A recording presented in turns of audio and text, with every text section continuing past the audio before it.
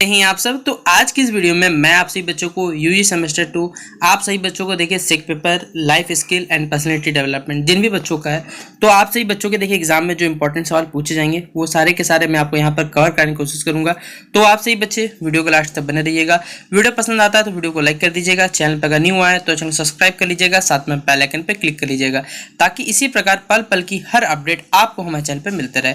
तो चलिए आज के सेशन को हम लोग शुरू करते हैं। देखिए पहला सवाल आपसे परीक्षा में पूछा जा सकता है कि आत्म जागरूकता और SWOT विश्लेषण, ठीक है, इसे हिंदी में कहा गया तो मुझे भूल गया हूँ, इसलिए यहाँ मैंने शॉर्ट लिख दिया, SWART होगा इसका, ठीक है, आप लिख लीजिएगा, इसकी हिंदी सर्च कर लीजिएगा कि अवधारणा को बताइए और समझाइए। तो देखिए आत्म जागरूकता और जो SWOT विश्लेषण यानी अपना जो विश्लेषण अपना जो व्यक्तिगत स्पष्टीकरण होता है, ठीक है, उसके आधार पे हमें यहाँ पर कुछ चर्चाएं की गई है जिन्हें पहला कथन लिखा हुआ पढ़ सकते हैं। यहाँ पर आत्म जागरूकता आपके व्यक्तित्व की स्पष्ट धारणा है ताकि जो ताकत हो गया, कमजोरी हो गया, विचार, विश्वास हो गया, प्रेरणा हो गया, भावना समेत पर्यावरण और अन्य व्यक्तियों से अलग एक व्यक्ति के रूप में स्वयं को पहचानने की हमें क्या देती है, क्षमता देती है, और आत्मनिरीक्षण की हमें क्षमता प्रदान करता है। और आत्म जागरूकता जब तक हम अपने विचार हो गए, भावना हो गए, शब्दों और व्यवहारों को नियंत्रित करने के क्षण में जागरूक नहीं होंगे, तब तक हम लोग देखिए अपने जीवन की दिशा को परिवर्तन करने में कठिनाई होगी। यानी अगर आपको अपने जीवन देखिए परिवर्तन करना है तो आपको अपने विचार हो गए, भावना, जो भी भावनाएं आपकी किसी के प्रति, संवेदनशीलता हो गई, आपके शब्द हो गए, उन पे आपको देखिए नियंत्रण होना आवश्यक है। तभी आप देखिए अपने जीवन की दिशा को परिवर्तित कर सकते हैं। या आपको अपनी भावनाएं, व्यवहार और व्यक्तित्व को नियंत्रण में भी देखने की अनुमति देता है ताकि आप अपनी इच्छा क्या कर सके, जीवन में परिवर्तन कर सके।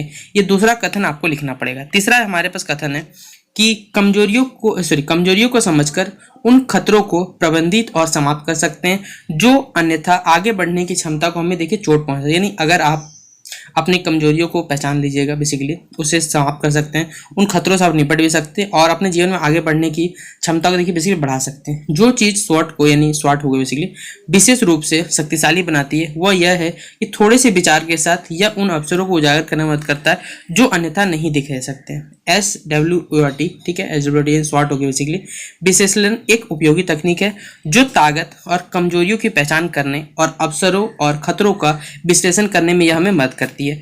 व्यक्तिगत परिश्रम से अध्ययन करने का यह विश्लेषण हमें प्रदान करती है। ये हिंदी में इसका आंसर हो गया। अब कुछ बच्चों को होगा कि सर हमें इंग्लिश में नहीं बताया, तो आप चिंता ना करें, आप सही बच्चों के लिए यहाँ पर इंग्लिश में भी लिखा हुआ है कि extract and explain the concept of self awareness and SWOT analysis. तो जो भी बातें देखिए मैंने आप सही बच्चों को यहाँ हिंदी में बोला गया वो सारा का सारा यहाँ मिल जाएगा कि self awareness is having a clear perception of your personality including strength, weakness, thought, belief, motivation and emotion, the ability of recognise on self on individual separate from the environment and other individual capacity for introspection, self awareness. ठीक है, अब यहाँ पर जो कथन मैंने आपको हिंदी में बताया ये सारे के सारे जो पॉइंट है वो आप लोग कॉपी में नोट डाउन कर लीजिए और अपना अपना क्वेश्चन इसे रेडी कर लीजिएगा। ठीक है, पेपर अगर आपसे पूछा जाएगा तो ये पहला नंबर सवाल, और ये सब के सब सवाल देखिए बेसिकली आपके पेपर में होगा तो 8 नंबर का सवाल आपसे पूछा जाएगा। अगला देखिए सवाल है पर्सनैलिटी, व्यक्तिगत, क्योंकि आपका पेपर का नाम ही life skill and personality development, तो पर्सनैलिटी यानी व्यक्तित्व की हमें परिभाषा देनी है। Explain the different types of personality, व्यक्तित्व में विभिन्न प्रकार जो होते हैं उनका हमें साथ में वर्णन भी करना है। तो इसका सबसे पहले हम लोग हिंदी समझ लेते हैं, फिर इंग्लिश करके चलते चलेंगे कि व्यक्ति शब्द की जो व्याख्या है वो कानून, दर्शन, रहस्यवाद, राजनीति, धर्मशास्त्र आदि विषयों में अपने ढंग से की गई है। व्यक्ति इस शब्द की उत्पत्ति जो है बेसिकली एक लैटिन शब्द इसको कहा जाता है पर्सोना, ठीक है, हिंदी में पर्सोना, इंग्लिश में PERSONA देख सकते हैं, जिसका अर्थ है पोशाक या बाह्य वेशभूषा और रंग रूप से लगाया जाने वाला। लेकिन मनोविज्ञान के क्षेत्र में यह मान्य नहीं होता। मनोविज्ञान जो बेसिकली साइकोलॉजी में व्यक्तित्व की जो विभिन्न ढंग से परिभाषित किया जा सकता है। कुछ मनोवैज्ञानिक ने व्यक्ति की सभी जन्मजात और अर्जित प्रवृत्तियों के संग्रह को व्यक्तित्व की यहाँ पर परिभाषा दी है। अन्य मनोवैज्ञानिक ने व्यक्ति को सभी प्रवृत्तियों के सामान्य की व्यक्तित्व माना है। व्यवहारवादी मनोवैज्ञानिक के अनुसार व्यक्तित्व जो है व्यक्ति के उन बेसिकली अभ्यासों का क्या संभव है, एक जगह इकट्ठा रूप है जो व्यक्ति जो वातावरण के प्रति उसके विशिष्ट अभियोजन का निर्देशन करता है। तो ये व्यक्तित्व का परिभाषा लिख सकते हैं। अगला है देखिए यहाँ पर व्यक्तित्व के भेद या फिर प्रकार यानी टाइप्स ऑफ पर्सनैलिटी सब लोग कहते हैं। देखिए यहाँ पर व्यक्तित्व के वर्गीकरण में 3 मनोवैज्ञानिक के वर्गीकरण उल्लेख है, युंग, दूसरा है क्रेसमर और तीसरा है सेल्डन। युंग ने व्यंग्यात्मक, क्रेसर ने शारीरिक बनावट और जो सेल्डन उन्हें धातु स्वभाव के आधार पर व्यक्ति को देखिए कुछ भागों में वर्गीकरण किया व्यक्तित्व का, जिनमें युंग के अनुसार देखिए जो वर्गीकरण के यहाँ रूप बांटा गया है वो है अंतर्मुखी, बहिर्मुखी और उभयमुखी। ठीक है, ये युंग के अनुसार कथन है। अंतर्मुखी जो व्यक्तित्व होता है वो एकांतिक होता है, चिंतनशील होता है, कम मिलनसार होता है और सीमित रहने वाले होते हैं। वहीं पर जो बहिर्मुखी व्यक्ति होते हैं वो मिलनसार होते हैं, सामाजिक कार्यों में भाग लेने वाले होते हैं, ये समाज कल्याण के कार्य करते हैं और अन्य जो संस्था होती है या फिर और संस्थाएं होती है आदि के काम में वो लोग इंटरेस्ट दिखाते हैं या अभिरुचि जिसे आप लोग कहते हैं दिखाते हैं। अगला है हमारे पास देखिए उभयमुख व्यक्ति, यानी युंग ने बताया है कि जो उभयमुख व्यक्तित्व में अंतर्मुखी और बहिर्मुखी के कुछ कुछ गुण देखिए मौजूद होते हैं। कोई व्यक्ति ना तो पूर्ण अंतर्मुखी होता है ना ही पूर्ण बहिर्मुखी होता है। उभयमुखी इन दोनों के बीच का जो टर्म होता है उसे कहा जाता है।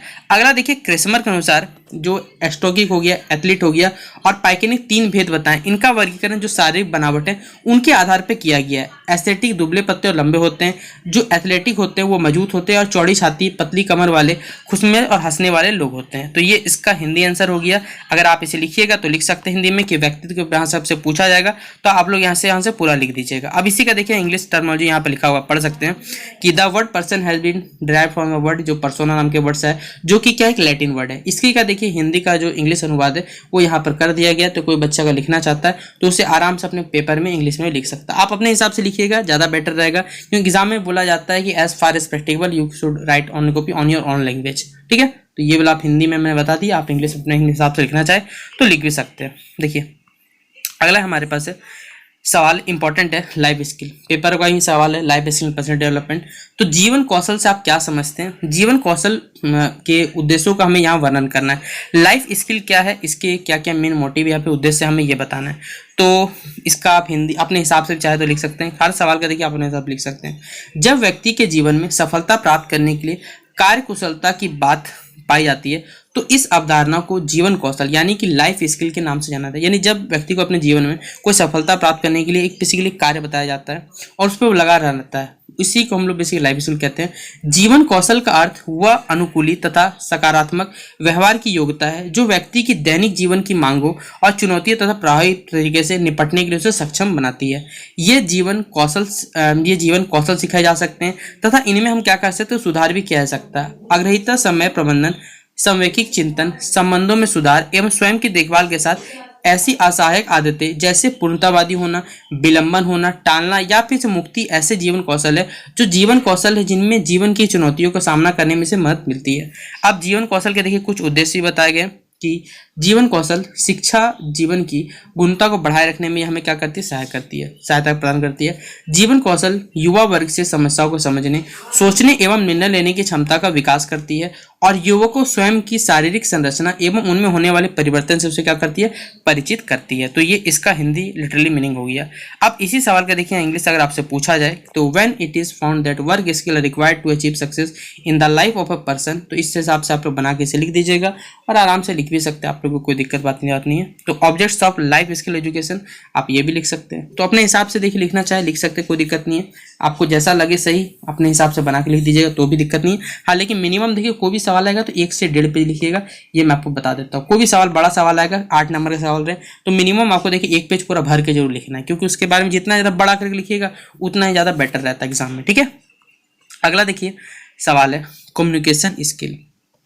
Explain the process of communication. सबसे ज़्यादा इंपॉर्टेंट सवाल है क्योंकि life skill and communication skill chapter का ही नाम है हमारे पास, तो नाम तो होगा ही, क्या होगा। तो ये इंग्लिश में इसका मीनिंग है।